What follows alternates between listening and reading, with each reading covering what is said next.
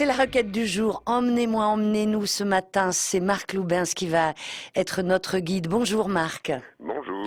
Vous nous appelez de Bordeaux et d'ailleurs vous êtes un auditeur de ce jour tout neuf puisqu'un jour vous nous aviez proposé un air dans la tête qui était très agréable à écouter. Ah The oui, Day merci. of Pearly Spencer, n'est-ce pas? Oui, tout à fait, Bon. exactement. Alors où est-ce que vous nous emmenez Marc? Eh bien, écoutez, j'ai décidé, enfin, c'est pas moi qui ai décidé, mais je vous emmène à Walata. Walata est un gros village qui est à l'extrême est de la Mauritanie, aux frontières du Mali.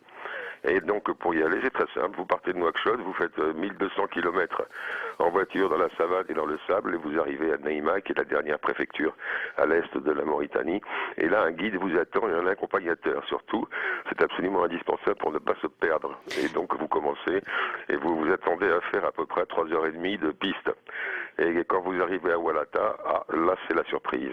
C'est un village qui est plutôt en rond, si vous voulez, avec des maisons qui sont en terre cuite et qui sont entourées de murs très épais. Et des petites ouvertures dans les maisons permettent de garder la fraîcheur. Et ce qui est extraordinaire, c'est que toutes les portes de ces maisons sont peintes ou sculptées par les femmes du village et qui les entretiennent parce que le vent et le sable ont tendance à les attaquer régulièrement. Et donc, si vous voulez, cette harmonie de couleurs, de formes est absolument extraordinaire et que je n'ai jamais vue nulle part ailleurs dans tous mes voyages. Et ces maisons, si vous voulez, par famille, il y en a une ou deux, enfin plutôt deux, qui sont un peu en demi-cercle. Il y a une cour au milieu où se passe toute l'activité de la famille, les enfants qu'on lave, la cuisine qui se fait, le ménage, le linge, etc. Et donc il y a aussi un bâtiment, enfin une maison si vous voulez, qui est réservée comme garde-manger. Et donc toutes ces femmes s'occupent du village. Elles sont regroupées en associations. Association plutôt à vocation culturelle, mais qui s'est étendue au fur et à mesure un petit peu à la vie de la cité. Parce que beaucoup d'hommes sont partis travailler.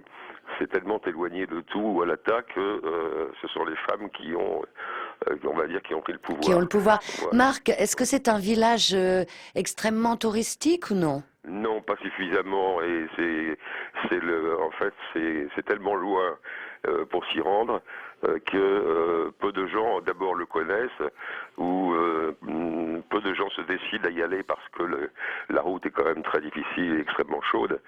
Mais ça va quand même se développer dans la mesure où cette association de femmes s'est mise à créer des objets à vocation justement de vente à l'extérieur, font aussi des cours, tout ce qui est un peu fabrique d'objets, d'ustensiles pour la maison, de broderie, enfin un peu tout ce qu'on peut organiser quand on est dans une association et d'aide les unes les autres. Marc, Et, quand y êtes-vous allé pour la dernière fois?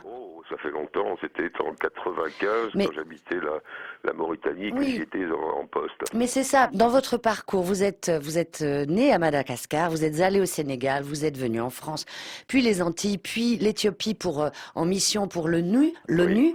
On se demande pourquoi ce séjour de 48 heures dans ce village de Walata vous a marqué à ce point. Eh bien, parce que j'étais à Walata donc dans le cadre de mes fonctions, puisque je dirigeais un gros projet de coopération qui était relatif à la refonte totale de l'état civil de la Mauritanie. Et donc je sillonnais le pays pour aller vérifier que les centres d'état civil qu'on avait créés fonctionnaient à peu près. Et donc Walata, eh bien c'était dans le cadre de mon travail. Et comme je me suis un peu renseigné avant de partir, je me suis dit, ça, je vais pas le rater, celui-là. Et donc, voilà, je suis donc parti avec mon chauffeur, et puis un guide, un accompagnateur, et puis on a passé la nuit, et avec un mouton dans le coffre de la voiture pour l'offrir au chef du village, et le manger sur place tout de suite. Marc, y a-t-il un moyen de rejoindre d'une façon ou d'une autre ces femmes en association sur Internet, un site? Alors sur Internet, maintenant je le pense. Quand j'y étais, non, c'était trop tôt. Ça ne passait pas, je crois. Mais je pense que maintenant, avec le développement des techniques, Internet, les téléphones portables, on doit pouvoir les joindre. Elles doivent avoir, en tout cas, des coordonnées ou où on peut les joindre. De toute façon, on peut aussi aller sur Internet, c'est ce que j'ai fait hier, aller voir le village et le visage de Walata en Mauritanie. Il y a effectivement, on voit les portes dont vous parlez, et c'est très beau décor réalisé par les femmes. Donc. C'est ça. Mhm, Et alors, ce que je voudrais rajouter, parce que c'était extrêmement émouvant, et ça c'est un souvenir que je garderai toute ma vie, c'est que il y a dans Walata, enfin juste à la périphérie de Walata, un tout petit cimetière qui comprend à peu près une quinzaine ou une vingtaine de tombes. Et dans ce cimetière reposent de jeunes soldats français entre 19 et 30 ans à peu près, et qui sont enterrés là. En 1916 et en 1917, et on se demandait ce qu'allaient faire dans cette galère, si vous voulez, ces jeunes recrues, ces jeunes soldats que tout le monde a oubliés et que personne ne vient voir, sauf justement les Mauritaniens, puisqu'un employé communal de Walata est chargé d'entretenir le Entretient cimetière les tombes, oui. pour que les tombes ne soient pas recouvertes par le sable et disparaissent à tout jamais. Et je dois dire que pour les Mauritaniens, ces soldats continuent à vivre et en fait ils vivent ensemble. J'ai envie de croire cela. Ces Français et puis ces Mauritaniens, ils font partie de la même communauté et je dois dire que leur vie mêlée me dépasse infiniment. Merci Marc Loubens pour cette promenade dans le village de Walata en Mauritanie. Passez une je bonne... voulais juste rajouter que l'UNESCO est très intéressée par le village parce que elle avait des projets qui ont dû se réaliser d'installation de tout à l'égout. Merci Marc, bonne journée Je vous en prie, et bonne année. Au revoir.